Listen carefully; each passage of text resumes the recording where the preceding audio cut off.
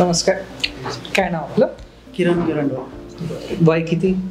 माझं आता 37 चालू. अच्छा. राहायला कुठे असता? कुठं ते सातारा परिसर. बरं. आपल्या व्याधीबद्दल थोडंसं सांगू शकाल? काय त्रास होता तुम्हाला? मला म्हणजे लचका भरल्यासारखं जातं मला. अच्छा. म्हणजे ऑपरेशनच्या 1.5-2 वर्ष अगोदर. बरं. म्हटलं आता लचक भरली असं हां. मी एकदम सोडून गेलं. बरं. कामाला जाणं चालू केलं. खूपच त्रास व्हायला लागला. बरं. कुठे होत होता त्रास? एकदम पीठ. बरं. कमरेच्या तिथे? हां. कमरेच्या खाली समोरून जागेमध्ये? बरं. एकाच साईडला होत होता त्रास पहिले? एक यायला पाहिजे. बरं. पहिले एकाला झाला. अच्छा. म्हटलं लचका त्या बसला असं आपली गोळी घेतली. अच्छा. म्हटलं राहून जाईल. बरं.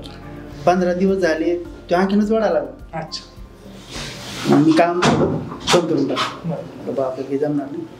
आणि एक झालं दुसरा पण दुखायला लागला. अच्छा.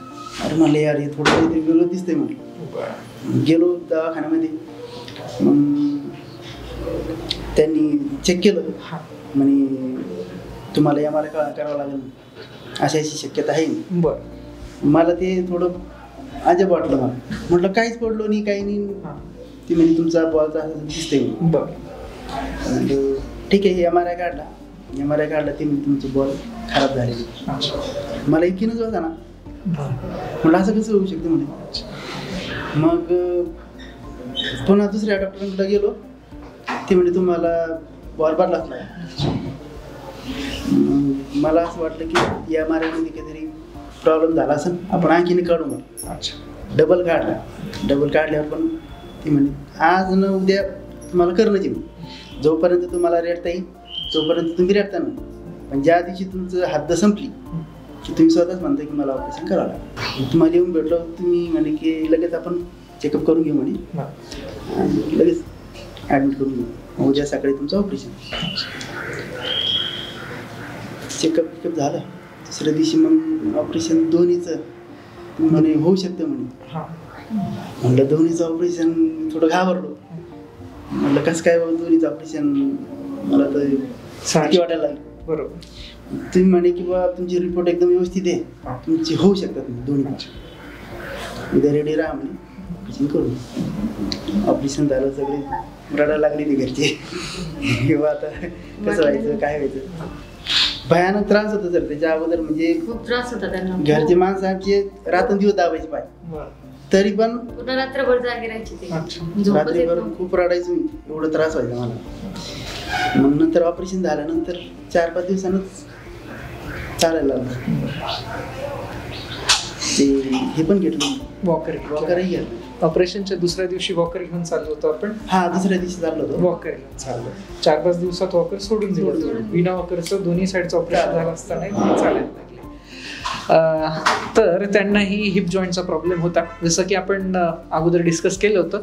हिप जॉईंटचा जो बॉल असतो त्याला रक्तपुरवठा गरजेचा असतो तरच तो जिवंत राहतो. गोलाकार आपला मेंटेन करून ठेवत असतो. काही कारणास्तव कोणामध्ये रक्तपुरवठा खंडित होऊ शकतो. त्याचे विविध कारणं आहेत.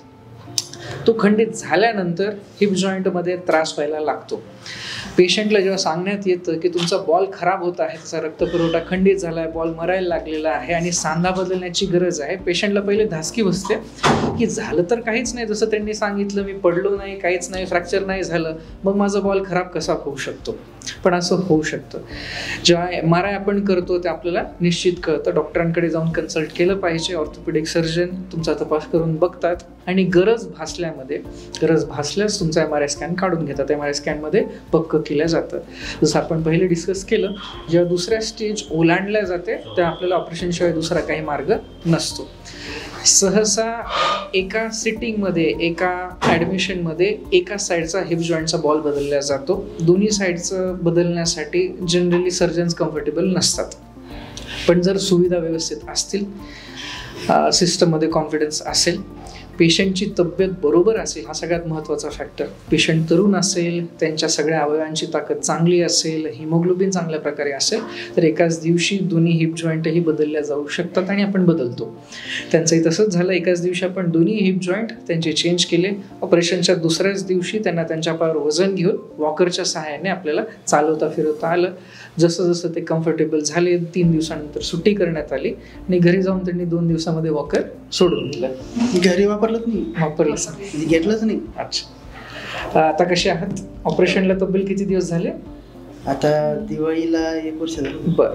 कामावर वगैरे जात आहात? हा, गाडी चालू. बर. काही त्रास? नाही. खाली बसणं वगैरे? खाली बसतो, सगळं करते. सगळं करतो. चालेल. काही सांगू इच्छिता? ट्रीटमेंट कशी वाटली हॉस्पिटल? हा, ट्रीटमेंट मस्त बेस्ट वाटली तर. अच्छा. त्यामुळेच मग त्या ताईंना पण सांगितलं, आणि आमचे दाजी होते बरं. त्यांना पण बदलायचं होतं. अच्छा. म्हणलं एकदम बेस्ट आहे म्हणलं. बरं. डॉक्टर साहेब काहीच ताण नका घेऊ म्हटलं. आणि आणखीन कोणी जर राहिलं की सांगत राहत बा डॉक्टर साहेब चांगले करून घ्या. छान सर आहे, ट्रीटमेंट छान झाली. धन्यवाद.